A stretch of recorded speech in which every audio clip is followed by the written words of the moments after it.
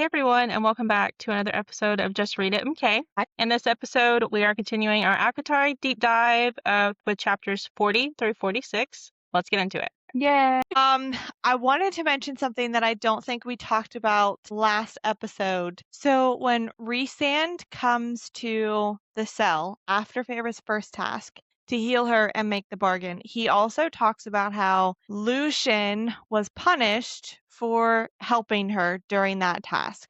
I can't remember if we talked about it in the last episode or not, but I wanted to bring it up because I feel like that theme continues through the end of the book. We get Rhysand mentioning that as Amarantha is hurting Lucian, punishing him for helping Feyre, Hamlin is begging her to stop. Like he is actively trying to do something to get Amarantha to stop hurting Lucian. And we know that she's hurt Lucian before because Tamlin didn't agree with her, didn't go with her, yada, yada, yada. And I think this is something that we see more than we've talked about is Lucian and Tamlin kind of sticking up for each other. And I feel like it's a good thing for them because they have that friendship. But at the same time, like we're seeing Tamlin has at this point not said anything, not helped Feyre, not done anything, not begged Amarantha to not do anything to Feyre, whereas he has done it for Lucian. I remember reading that and I was like, well, he didn't do anything for Feyre. Yeah, and I want to point it out before we go into the last 6 chapters because it's a reoccurring theme that we see through the end of the book. Let's jump in to chapter 40. So we have Feyre's second task. She is brought into the throne room. I do find it amusing that Amarantha says, "Here, Feyre darling," the same term that Rhysand has used with Feyre. And then she tells her this is where you're going to find your first task. Asks, if Feyre has figured out the riddle, which Feyre has thought about it a lot, but ends up just getting a headache every time she thinks about it.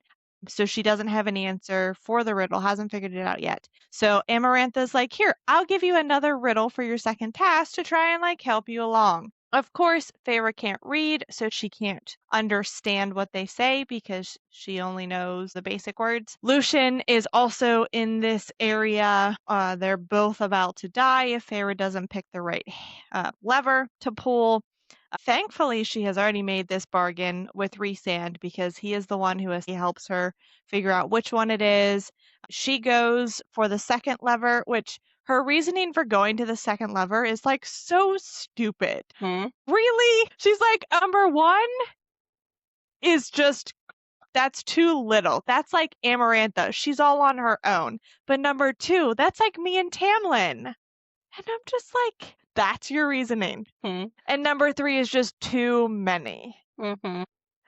Okay. Anyway, she goes to reach for the second lever multiple times and feels a pain in her arm. Goes to look up. Obviously, Rhysand is watching her, and she kind of gets the understanding that he is the one who's causing the pain because she's reaching with the tattooed arm. I do think it's funny because when she looks at Rhysand, again, we have the description of she found a star-flecked violet gaze. So again, reference to the Night Court when we're talking about Rhysand's features.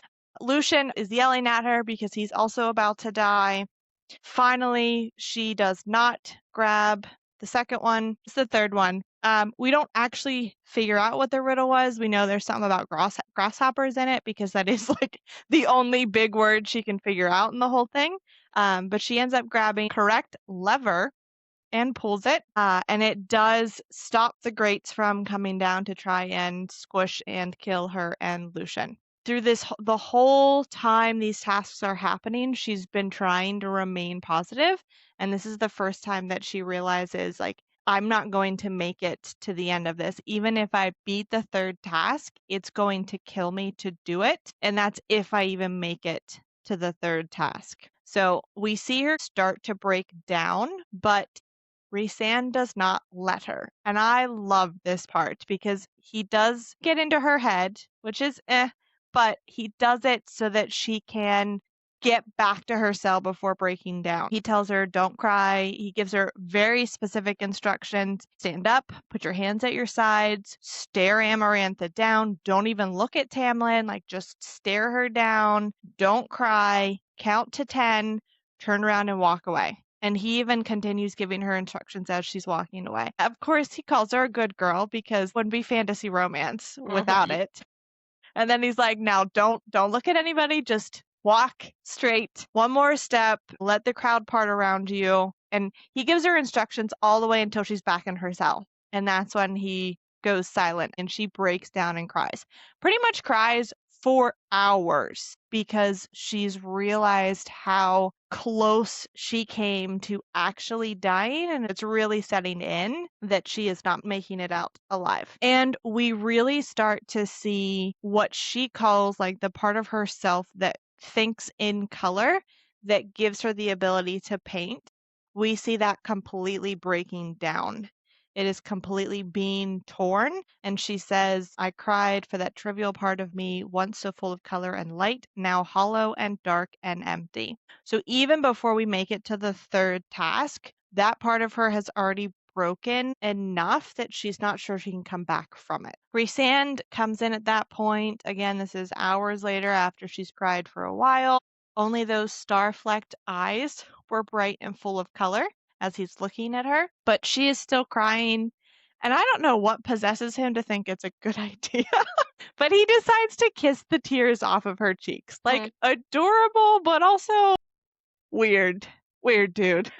But it does the desired effect. She lets him do it a couple of times, and then she kind of realizes, like, what Didn't on he earth lick am I them? letting? He was Yes, licking her, yeah. you're right. It totally got to her lashes for her to pull away. I'm like, really? Right? But I mean, at the same time, like, she's at such a point of desperation and depression. Like, she's so depressed with what she's realized that she's just taking comfort from anyone and anything, and it just happens to be Rhysand.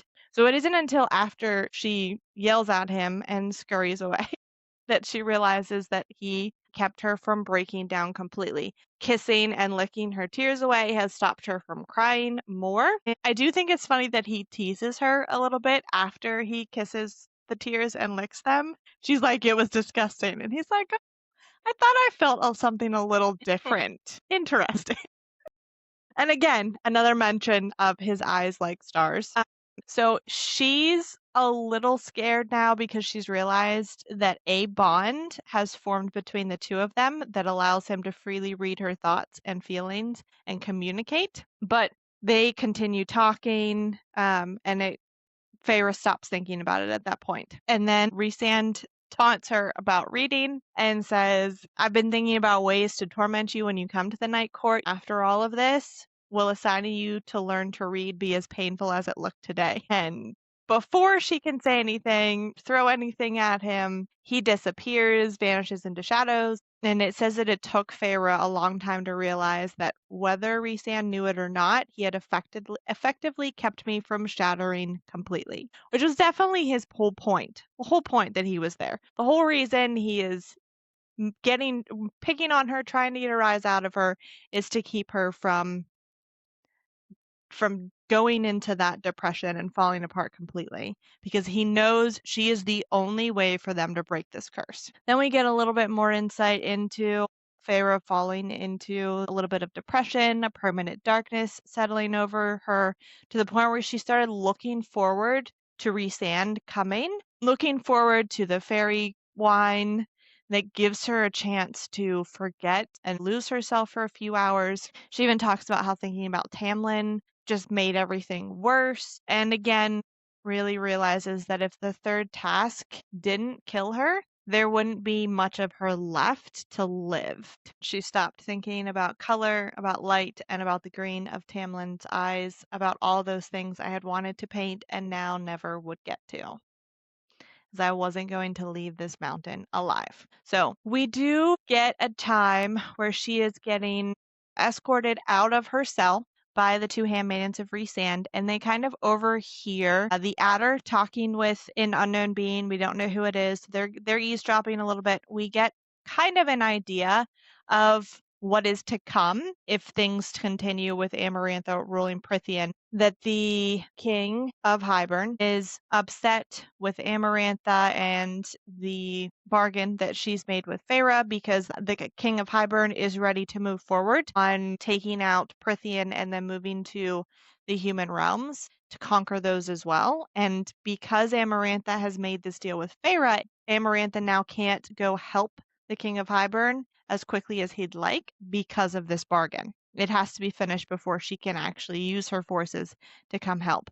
So we get reminded that this is what happened years ago when the war ended because Amarantha did not come to the aid of the king of Hybern. So it is almost happening again. And whoever this other person is, they're on behalf of the king of Hybern. And his response is the king is not going to stand if she does not come to his aid if she does that again. So we do get an understanding that the next steps in their plans are to join their forces with the High Lords of Prythian and then go take over the next area to take back the mortal world. Before we get into the final task, we do get two things.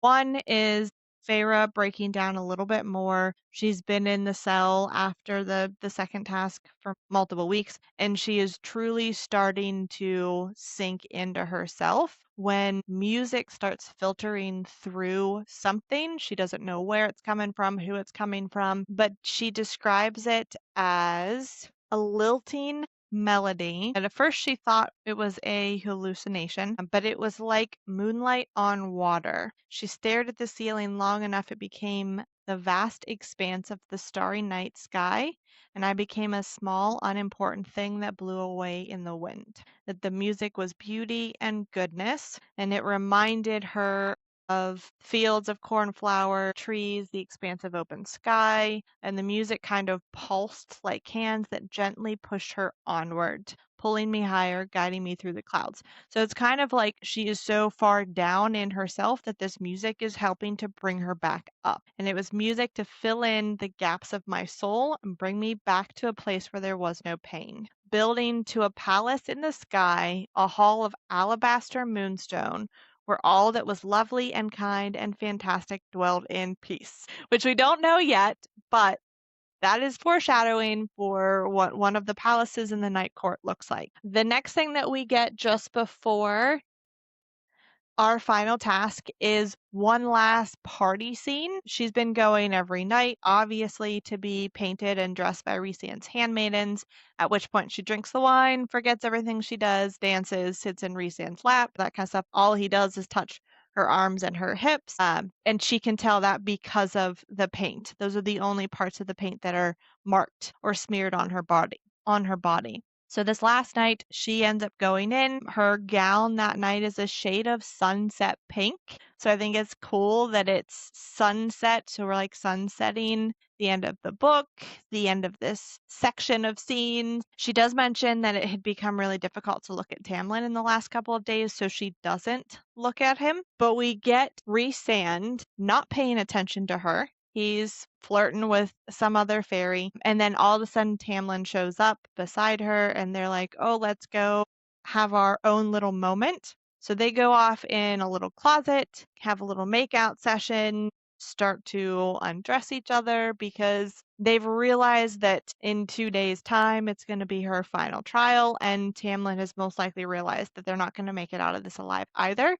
So this is their last time getting to see each other. So on the one hand, I feel like they're trying to just make the best of it because they haven't been together for over 3 months. But at the same time, I am frustrated just as much as Rhysand is because Rhysand catches them and he's like, why on earth did you think this was the best use of your time? And he gets very frustrated that Tamlin didn't try and do anything to help get her out, help get her to leave, but instead they needed to have a little makeout session. And this is where Rhysand reminds both Feyre and Tamlin that if he wasn't the one who caught them, if it had been Amarantha or Lucian's brothers, the punishment would be bad to the point where Feyre could have just been outright killed. Or something could have happened to Tamlin if Amarantha saw him making out with Feyre. Tamlin's like essentially the one that even started this too, and that hurts me even more because it says he slammed into her and because she had just Walked her in the eyes door. yeah, and that just irritates me though because that just makes me feel like that he's only after one thing, and doesn't really care about anything else. No hello, no nothing. And It's after like we only ignoring have her, one more day to live, so let's just do this. yeah. Yes, I agree. And we get Rhysand taking it one step further in protecting both Feyre and Tamlin, in the sense that he's the one who makes the ink vanish from Tamlin, so people don't know it was Tamlin who touched her. And then he kisses her and touches her so that the ink is on his hand, and people assume it was him who was touching her. And then he goes one step further and says, "I'm tired of you tonight, go back to your cell." So he says, "Go relax and don't worry about any of this." Right before the final task, Rhysand comes back to her cell. And I love this part because I feel like we get a little bit more info on Rhysand. He is more candid. We get candid moments with Rhysand. He is essentially just coming back into her cell because he needs some peace and quiet. And she is his peace and quiet. She's the closest thing that he has to it. My heart does hurt for him because he says that damn bee is running me ragged, and I'm just like, oh, poor Rhysand. Just give him a night off. And that's when, he kind of says to Feyre, "I know you hate me, but imagine if I made you sleep with me too, and then you would understand how I feel towards Amarantha." And I think that's the moment that it really clicked for Feyre as to how much he is going through that is against his will, just to do what he can do and get the opportunities, the permission. He may have to do bad things, but he also is given the chance and the space to do other things. And she's starting to realize that. They have a conversation, which I love because he gives her a little bit more information into him. That he's tired and lonely and he's the only person I can talk to without putting myself at risk. And it's also when he takes a moment to say, "Look, you are the only one who can fix this, who can break this curse. One wrong move tomorrow, and we're all doomed. We are unfortunately laying all of this at your feet. And if you don't win, Amarantha's going to rule forever." Feyre wants why Rhysand is always trying to antagonize Tamlin, and Rhysand is kind of like, "Well, I mean, I live to do that." And later on, we'll find out really why he likes to do that. But he also gives her a little bit of information, talking about how he knows that the only one who's going to be able to do anything against Amarantha is going to be Tamlin after Feyre breaks the curse. So he's trying to rile Tamlin up so that the second the curse is broken, Tamlin snaps, kills Amarantha, and hopefully by that point, Tamlin will have realized that Rhysand was doing this stuff to help, and then he won't try and kill him as well.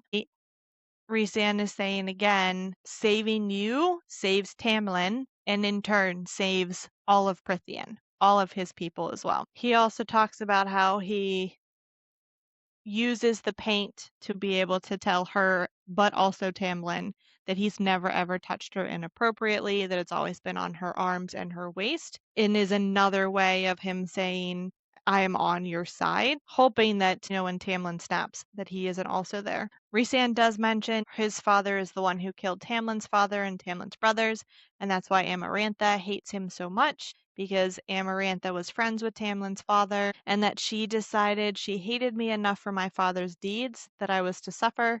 That's why Rhysand is considered her whore. And again, this is where Feyre is really starting to realize, after everything he's said to her and everything that he's done at this point, that he had known what was coming and was trying to help prevent it, and that Rhysand was keeping me alive and had done so even before I set foot under the mountain. Because he's also the reason that Tamlin sent her back to the human realm, all because of Rhysand's threats. So even before they get under the mountain, Rhysand is looking out for her. This is one of my favorite parts of the book.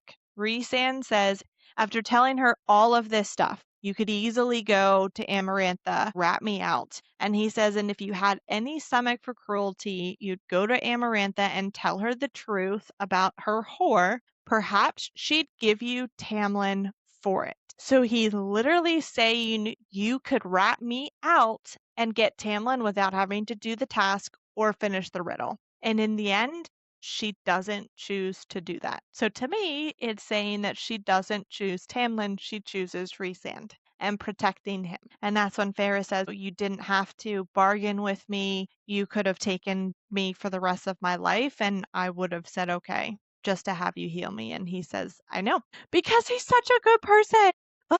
Okay, so we finally make it to the third trial. And my goodness, this whole last 2 chapters of the book are just heart-wrenching. Exhausting. Yes, but so good. So freaking good. Feyre has come back into the throne room area, ready for her third and final task. She mentions that the world is resting on her shoulders, just as Rhysand had said, but she wasn't going to let the worry show. She was going to walk in with her head held strong, even though she knows she's most likely going to die. She does mention that the crowd around her is silent. No one is talking, no one's cheering, leering like they have been doing every other time she's been in there. Completely silent. Some of them even touch their fingers to their lips and then extend their hands to her in a gesture of the fallen or a farewell to an honored dead. So they know also that even if she completes the task, she's probably going to die. And even for this last task, she does not look at Tamlin beforehand. She only looks at Amarantha. And I love how it says that Amarantha's gown is blood red. Also, a little bit of foreshadowing. The crowd around her, I think, is very interesting because Amarantha continues to taunt Feyre prior to the third task happening, and the crowd's response is silence. They're not agreeing with her like they have in the past because they're realizing that they are so close to a point where the curse is broken and they're free again that they're like walking on eggshells. I love that with that part, she says, I would not die alone. That's all I could ask for. Just that, not quite my favorite line of the book, but one of those that's high up there. Just, it's a basic human need. You want to know your loved ones are taken care of, whether you feel desperate to die or not. I want to know that there were people in my life that loved me, people that cared about me, animals, something that was there to tether me to this world before I go. Mm-hmm. It's a basic human need that she didn't even realize she had when she was fighting and hunting for the family. Notice she never said anything about having anyone to have her back, not feeling alone. So kind of like she got something she didn't know she needed. Right? I also like Amarantha taunting her and Feyre ignoring her, looking straight at Tamlin and just saying, I love you, even if it's only with my insignificant human heart. Even if they burn my body, they kill me, whatever, I will still love you. And his response is nothing. Like literally just stands there and stares at her, gives her nothing but silence. This is when Amarantha lays out what the third task is, and it is essentially there are 3 fairies in front of her. She has to kill each one of those fairies. She's given a different dagger for each one. All of them are ash daggers. Arguably, they're the same dagger, just, 3 of them because Amarantha wants her to reach for that knife every single time to kill them. And I think it's really interesting the 3 characters that are selected because the first one was a young male, arguably has a lot of life left, and he doesn't want to die. He doesn't care if his death is going to free his family, everyone else around him. He does not want to die and pleads with her not to kill him. In the end, she is the one who realizes I have to do this, and if I don't, then everyone will remain cursed. But if I do it, then I can possibly break the curse. She does get frustrated because this isn't like hunting. And I think with each trial, she's kind of realized that more and more because she starts out, when she first agrees with the trials, she mentions saying, well, this is just a different type of woods, just the next thing that I have to do to survive. But I think because of the types of trials she's had to undergo, she starts to realize that this is more than just killing something in the woods to survive. Like, if I survive, if I make it through these trials, is there any part of me that's even left to live? And I think that's a big part of what she's realizing as she finally goes through this last trial, because she says it wasn't for survival, it wasn't for defense, it was murder. and it was going to take her very soul to do it. But for Prythian, she mentions Prythian first. For Prythian, for Tamlin, for all of them here, for Alice and her boys, she would do it. That she did not want their deaths to be wasted. So she kills the first guy. At that point, Amarantha's like, oh, good job, you did it. But she's still smiling because she's a little bee and we don't like her. Never. And then they pull the hood of the second, and it is a young woman. She has realized that in order for her people, for her family to live, to be free, she has to die, and she's accepted it. So very different from the first fairy that Feyre has to kill, in which point the fairy starts reciting the prayer that Tamlin had said over the dying fairy in their foyer months ago. Feyre does mention as she's lifting, the second ash dagger, that something inside me fractured so completely that there would be no hope of ever repairing it, no matter how many years passed, no matter how many times I might try to paint her face. And that's when Feyre kind of decides, okay, I just have to kill this fairy, one more fairy, and then I will kill myself at the end of this, because she doesn't think she can come back. And that each one that she kills is ripping her soul further away from her, and that there was only guilt and sorrow. She kills the second fairy and has come to the third one. And when they remove the hood, she realizes that the third fairy is actually Tamlin, and that the person on the throne beside Amarantha is the adder who's been glamored. I think it's interesting we get what Tamlin looks like and then what Rhysand looks like, because she's gazing at Tamlin and there is only guilt and sorrow in his eyes. And then she looks at Rhysand and he has gone completely pale. Amarantha says, well, you either kill him and then he's free because he's no longer on a curse, he's dead, but then you're going to have to live with that, or you don't kill him and I kill you and you're still free. He's not. Those are your options. She realizes there's no more bargains that she can make, nothing else that she can do, no one who's coming to her aid, that she has to kill him or kill herself and then doom all of Prythian. So she goes into like a monologue where she's thinking back through different things that have occurred. She remembers that Alice, while walking her to the caves under the mountain, mentions that there was something else that she wasn't allowed to say. And that's when Feyre thinks back on the conversations that she's had or conversations she's overheard. And that's when it kind of clicks, light bulb goes off in her head. And she realizes that Tamlin, probably based on things that she's overheard, he has a stone heart. And she realizes that every time she's been close to him, she's never actually heard a heartbeat. So she is now trusting everything, trusting that there is fate. Even when she's told us multiple times throughout this book that she doesn't believe in fate, she doesn't believe in the cauldron.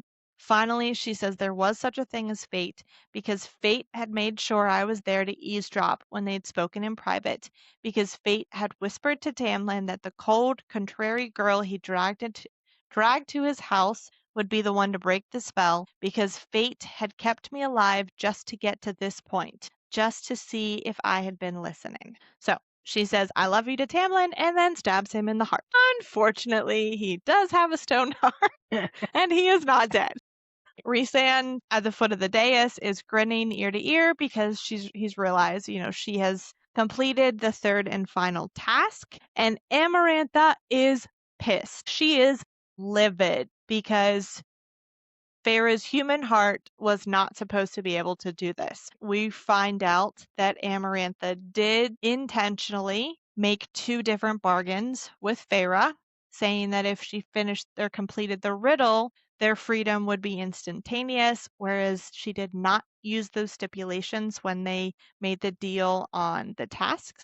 And so essentially Amarantha says she can let them go whenever she chooses because there is no time frame included. The people around are upset, obviously, because she's being super sneaky and a little shady about this. Amarantha is super mad and starts using her magic, what magic she has, to attack Feyre, to beat her to death. So as her bones are being shattered, her body rising and then slamming on the floor, being crushed beneath waves of torturous agony, Tamlin again is not doing crap. Like he's crawling on the ground because, oh, poor baby has a stab wound. He's not dead, just has a stab wound. Poor baby. Whereas Rhysand is screaming her name over and over again. As she blacks out, Amarantha brings her back so that she can hurt her more. He's still screaming. He's fighting against Amarantha's magic.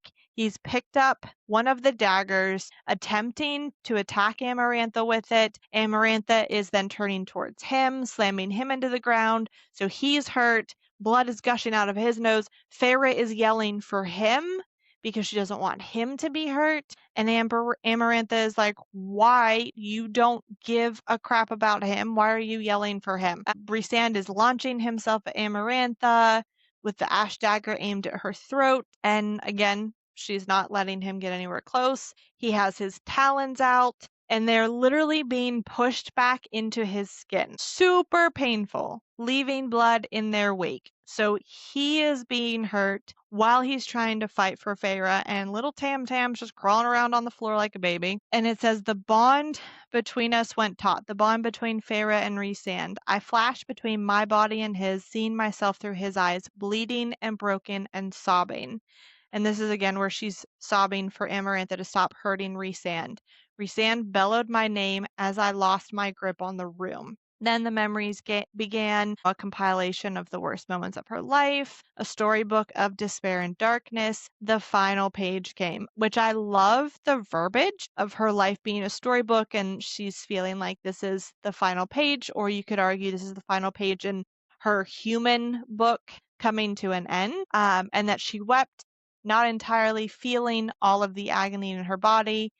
Essentially, she's losing consciousness. Amarantha the whole time is saying, screaming at her as she continues to hurt everybody. Say that you don't love him. You can't possibly love him. Tamlin at this point has finally made it to crawled to Amarantha's feet and begged for her to stop. First thing he's ever done. And has begged for Amarantha to stop. He's not trying to hurt her, just begging that she stops. That's it. Feyre realizes as Amarantha is screaming at her to say that you don't love her. And, Feyre is saying, I'm not going to say that because I do love him and I will always love him. And that's when it clicks that the answer to the riddle is love. And she finally says it. She breathes love, the world crumbling into blackness with no end, a pause in Amarantha's magic. She's literally choking on her own blood as she's trying to say this. The answer to the riddle is love. Tamlin's eyes went wide before something forever cracked in my spine. She gets out the answer to the riddle, and then Amarantha breaks her neck. In chapter 45, we start out with Feyre not being in her body. She is seeing things from far away, seeing things through eyes that weren't mine, eyes attached to a person who slowly rose from his position on a cracked and bloodied floor. Where we can see Feyre's body, where her head is snapped to one side at a horribly wrong angle. Lucien crying over her, but he had been able to remove his mask. And then we're looking at Tamlin's face twisted into something truly lupine as he raised his eyes to the queen and snarled. Fangs lengthened. As soon as Feyre answered the riddle, it broke the magic that Amarantha had holding Tamlin back, holding on to Tamlin's magic. So Tamlin got all of his magic back. And I think it's really interesting that at one point we had a conversation between Rhysand and Feyre where Rhysand says that he does not like to let himself go completely to the beast that he can become. Like he has a hard time giving himself over to it. But in this instant, we see Tamlin completely give himself over to his beast form. Tamlin let out a roar that shook the mountain as he launched himself at her. He shifted into his beast form faster than I could see, fur and claws and pound upon pound of lethal muscle. So we had some earlier foreshadowing about Feyre ripping out Amarantha's throat. Obviously, she is dead at this point, but we do get to watch Tamlin in his beast form rip out Amarantha's throat, and then Lucien throws a sword at him. I underlined it because it says a shooting star of steel, and I'm mentioning it because we're going to talk about it later because it may come in later. I don't know for sure as we read through the other books. But Lucian throws a sword at him, and then Tamlin catches it, and then he sticks it in her head. And it Such isn't beautiful until, imagery, though. right? Gruesome, but oh my. I mean, I love that kind of writing anyway. You know this, but just I'm not one that sees when I'm reading. I don't see the imagery in images. I see words. I'm kind of fuzzy. Like I kind of go off my own space, but I don't see. I don't think in images. I'm one of those that thinks in words or just hearing my own voice. So this is one of those few times where, and SJM is that kind of author. I can get myself where I can imagine it, even though I'm not the one to see. And this is one of those where I just you're cheering him on in the back. Yes, finally, something to cheer for him with. Right? Finally. Right? Finally, one thing to cheer him on for. Finally. Mhm. Yes. Yep. So finally we have Amarantha dead. She does mention, that she hears the masks of all the other Spring Court Fae, they clatter to the ground. And then it isn't until this point that she is staring down at her own broken body that she realizes she's in Rhysand. So she is seeing through Rhysand's eyes. Tamlin comes over and is cradling her. Lucian's crying. There are other people around them that she doesn't know that are also crying. And then someone appeared beside Lucian, a tall, handsome, brown-haired man with a face similar to his own. So, spoiler, disclaimer, this is a spoiler. So we know that, well, we don't know. We have an idea that Lucian's dad isn't the High Lord of the Autumn Court. So it makes me wonder because when I first reread this, when it mentioned a tall, handsome, brown-haired man with a face similar to his own, my immediate thought was, this is Hellion, the High Lord of Day Court. But she does specifically say this is the High Lord of the Autumn Court. Hmm. So I don't know. Like I don't know in this section because obviously she's in Rhysand, and throughout this chapter as she is in Rhysand looking through him, she does make it known that like the person she's looking through knows who these people are. Mm. So is it just Rhysand thinking because he knows or thinks he knows that Lucian's dad is the High Lord of the Autumn Court that they look alike? Do they actually look alike? Or is this not the High Lord of the Autumn Court and it's actually the High Lord of the Day Court? I don't know, but it made me Yeah, but how wonder. do we know though? Because Interesting. I get what you're saying that she's, looking through Rhysand, but how do we know they're still sharing the same thought process? Because Be- she hasn't met all of these. right. So it's, let me see if I can find exactly. Because at one point she mentioned, and maybe it's actually down this section. Yeah, it's a little lower if that's what you're talking about. Yes. Yeah. Yep. Through my host's eyes, I knew Okay. them instantly. So it's like 2 paragraphs later. Yeah. So she doesn't know these people. She's probably seen them because they're all under the mountain with her, but she doesn't know who they are to be able to identify them. That's why it makes me wonder, is this actually Lucian's dad or is it just Rhysand assuming it's his dad? I don't know. Hmm. And then at that point, see, that's where I'm pretty sure we'll keep thinking about it as we go through because I thought Helion was the first one to put the spark in her. And if you read it the way she says, then it's actually the Autumn Court that is the first one, which surprises me because Rhysand doesn't have a connection with the Autumn Court, but he does have the connection with the Day Court. And we know when we get to book 2, when Rhysand is talking to Feyre about all of this, that it was Rhysand who goes into the minds of the High Lords and convinces them to do this. Like Rhysand is the one who brings her back to life. Tamlin isn't asking the High Lords to do this. Rhysand is. And I could have sworn it was Helion who did it. But again, we'll move on and then we may come back to that. The High Lords are giving a glittering kernel and then dropping it upon her. This is essentially part of their magic, their power that they're dropping onto her so that she can live. They're giving her the gift of life. Rhysand is the last one. He steps, and I love how she says it, bringing my shred of soul with him. And I found Tamlin staring at us.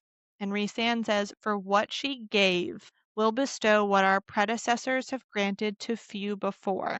And he gives the final kernel of the 7th High Lord of Prythian, because it has to be one from each High Lord. And then he turns to Tamlin and says, "This makes us even." And that's when he lets the seed fall on her. And at this point, she is then pulled back into her own body. So she sucks in a breath and comes back to life, but she is no longer human. The power that was given to her by the 7 High Lords has made her High Fae. Not even just a fairy, High Fae.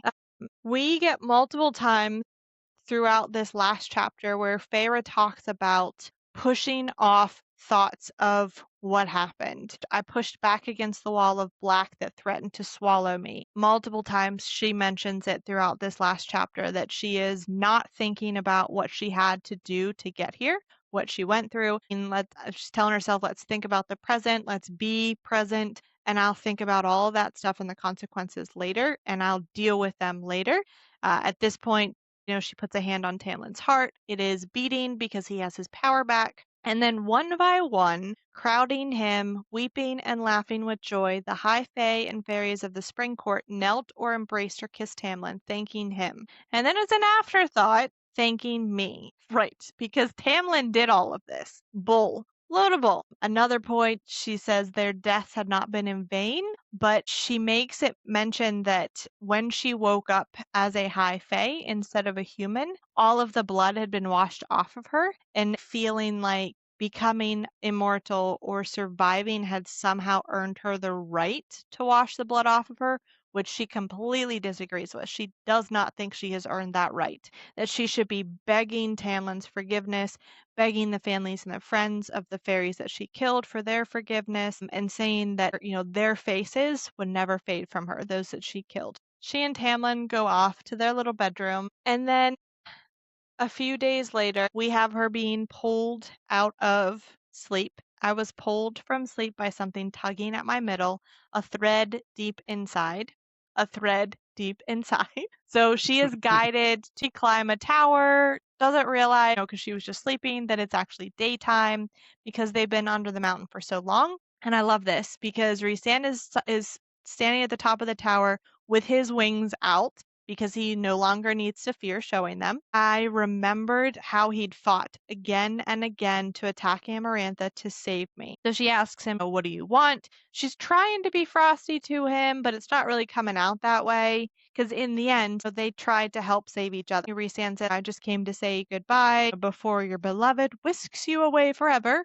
Foreshadowing. And then she's like, "Well, not forever, because you get me for a week every month." And he's like, "Oh, yeah." And then she asks him why. And we started to get a little bit of this in the cell before the 3rd trial. He tells her straight out, because when the legends get written, I didn't want to be remembered for standing on the sidelines. Literally what Tamlin did. I'll point that out.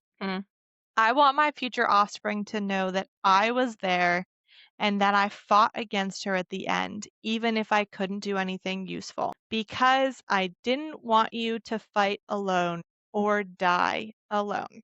The biggest thing she has always wanted is to not feel alone, and he is the one person who has helped her do that in the end. They talk a little bit more, jabbing each other a little bit back and forth, but she does say, because she realizes that seeing him with his wings out, "You never told me you loved the wings or the flying."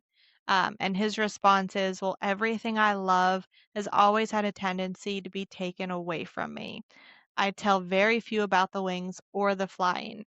And that's when Feyre is like, she can't imagine what it would have been like for him, a High Lord who loved to fly, to be trapped under a mountain. That is the worst thing for him. And she also realized that there are shadows in his eyes that would also forever be in mine. And this is probably one of my favorite lines in the book. She says, "I'm an immortal who has been mortal, and this body is different, but this heart," she puts a hand on her chest, "is still human. Maybe it always will be, but it would have been easier to live with it, to live with everything that she did. Easier to live with what I did if my heart had changed too. Maybe I wouldn't care so much. Maybe I could convince myself their deaths weren't in vain. Maybe immortality will take that away. I can't tell whether I want it to or not." So she's essentially saying, I wish my heart had changed too, so that I didn't feel as much as I did. I didn't care as much. And then she's like, well, maybe being immortal, eventually I'll get to that point. Who knows? I don't know if I want to get to that point or not. And my favorite quote from Rhysand is, be glad of your human heart, Feyre. Pity those who don't feel anything at all. So he's saying, be happy for who you are, because if you weren't that, you wouldn't be the person that you are, but you wouldn't have done what you did. And then he bows at the waist, and he is about to winnow away when he went rigid. His eyes locked on mine, wild and wide, and his nostrils flared. Shock, pure shock, flashed across his features at whatever he saw on my face, and he stumbled back a step. Actually stumbled. And she goes to ask him, what is it? What's wrong? And then he disappears. Simply disappears. Not into a shadow, just in crisp air. So he winnows away. We find out what he does as soon as he winnows away later on in book 2. So we'll hold that until book 2. But then the last little scene that we get is Tamlin and Feyre actually making it back to the Spring Court, where they're able to see Alice and her boys are running around the manor. And they say, let's go home. And Feyre realized, this is not something that I ever let myself imagine while I was under the mountain, because I didn't think I'd actually get here. And she says, tomorrow, so again, she's mentioning that she's not going to think about things today, but tomorrow I would face what shredded into pieces inside myself under the mountain. So she wants to try and enjoy the fact that they have overcome it and are now getting to go home. And that is the end of book 1. Oh my goodness, so much in that last chapter. Well, last couple of chapters. All right, so final thoughts on the book, other than Tamlin is useless and we love Rhysand. I mean, I think that sums it up. That is it. For the Done. whole book, Final. that sums it up. That is the whole book in one sentence. Tamlin Oh, sucks. that's too funny. We love Rhysand. Done. I think that it's interesting as you're looking through it.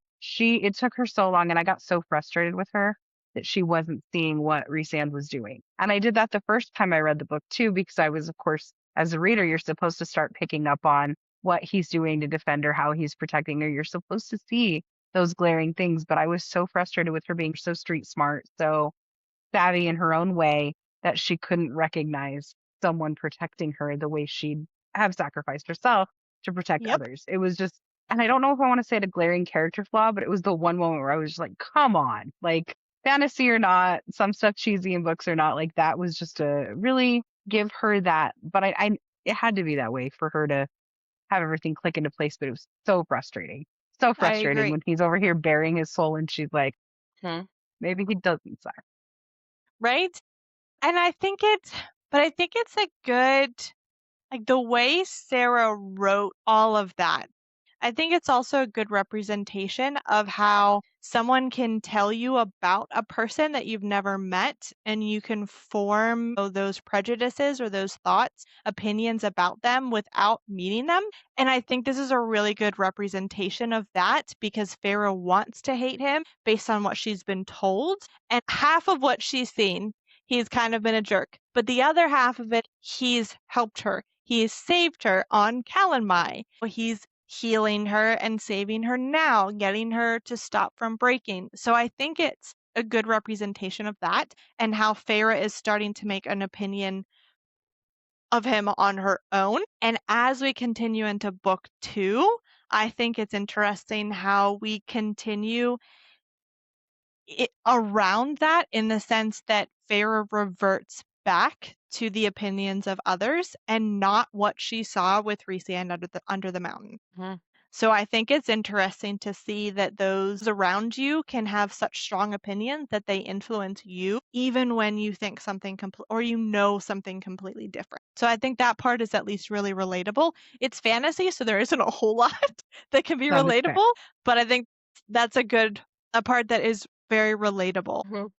Thank you so much for joining us for our final episode in our deep dive of ACOTAR Book 1, Court of Thorns and Roses by Sarah J. Maas. Join us next time as we jump into the first few chapters of A Court of Mist and Fury, Book 2 in the ACOTAR series. Also, join us in a little bit for a bonus episode where we ask each other some questions about Book 1 and have some fun answers. So have a great day and just read it. Okay.